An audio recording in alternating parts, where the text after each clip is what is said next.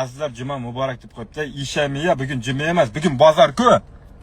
Bugun bozor-ku onasini emsin. Bugun bozor-ku bular qanaqa bugun juma emas, bugun bozor-ku do'stim. Har xil narsa yozavermang pastdan. Bugun bozor-ku kun.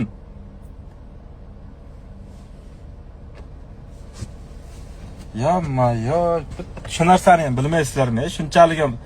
Shunchalik ham aka savodsizmisiz aka? Bugun bozor-ku.